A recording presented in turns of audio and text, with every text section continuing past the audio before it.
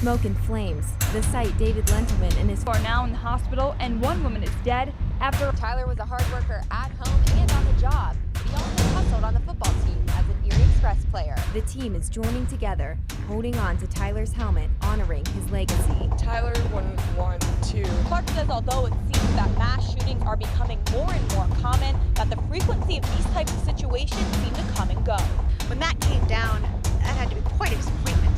Sure, we're certainly disappointed. We certainly understand the governor's position. There's a longer term problem at foot here. While some of the slopes are open, the rest of them still green. They're hoping to have the rest of the slopes open by the end of this week. From your news leader, this is Jet 24 Action News.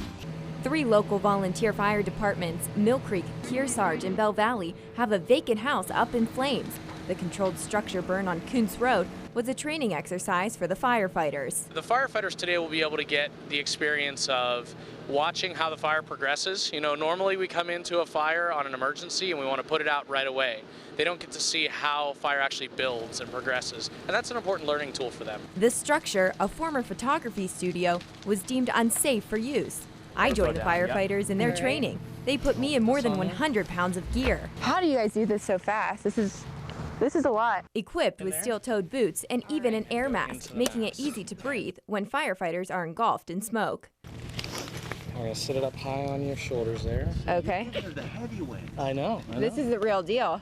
After I was suited up, time to test out a new tool firefighters can use to help contain a blaze without a fire hose. And it allows the first chief that's on scene, if it's a small fire, to be able to throw through a window or a doorway and be able to hopefully snuff out the fire until the first fire engine can get there. But first, the professionals start the blaze. So this is a fast-acting fire suppressant. Basically, he's going to help me pull the pin, then we launch it into the window where the fire is. This will go off, and the fire should be contained. All right. All right, ready? Yep. Since it was so far along, it worked pretty good to give it a quick knockdown, but then it just grew in size. A day preparing local firefighters to take on a blaze of any size. But the volunteer firefighters say it's a rewarding job and are urging more people to get involved. If you have an inkling or want to help people, volunteer at your local fire department. You're always helping somebody. Caroline Collins, Jet 24 Action News. Water has been high since actually last fall, and then we had the lake froze, and it's never really receded. Docks on the bayfront are now surrounded by 2 to 3 feet more water than average. Officials say it's threatening to cover them completely. Although these are not the highest waters Bob Zawadzki, director of Sons of Lake Erie, has ever seen here, he says it's a lot more water than he's seen in a while. Zawadzki says these high waters can cause some dangers for boaters. Coming in here at night can be a little tricky, and I expect to see a boat sitting on top there one morning.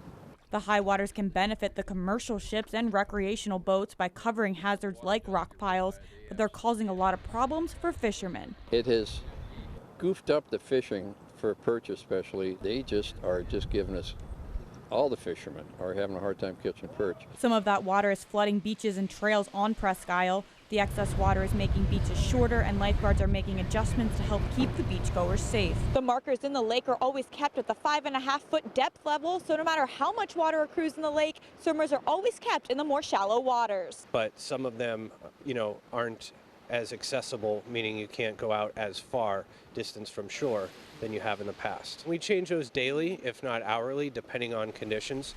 Jess Daldrick, Jet 24 Action News. Operation Christmas Child hosts a shoebox packing party to provide underprivileged kids around the world with some treats and essentials. Many of them have never had a gift before in their life, and so just these simple things, a pencil, some paper, a bar of soap, a toothbrush, are huge treasures for them. More than 700 volunteers showed up to take part in the assembly lines.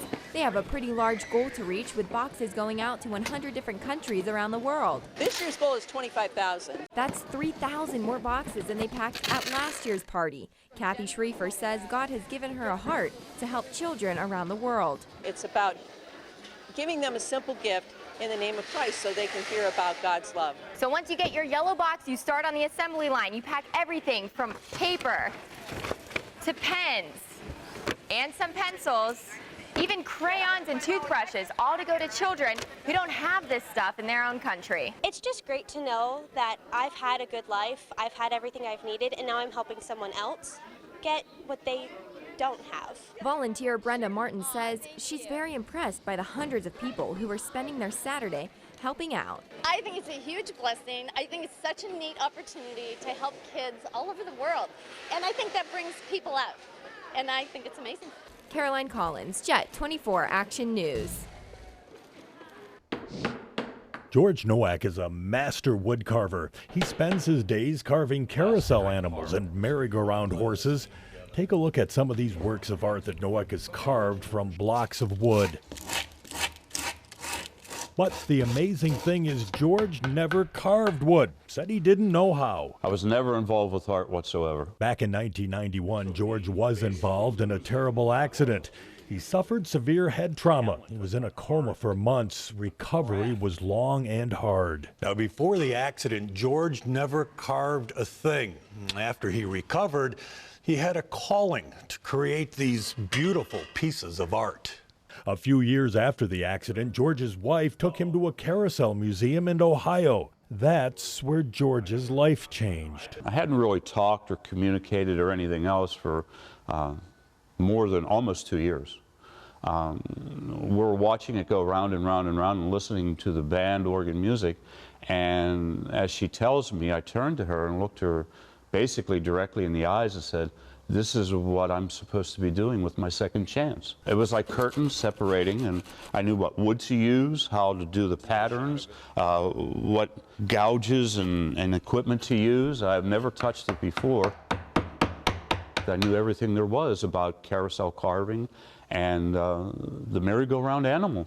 George uses that talent and travels around the country teaching others. I'm considered one of the last, if not the last, hand carvers of carousel animals in the country. Nowak doesn't dwell on how he became a master wood carver. I don't know why I was given the gift. I do know that it's a tremendous honor and tremendous gift. Following Route 24 through Conneaut Lake, I'm David Belmondo.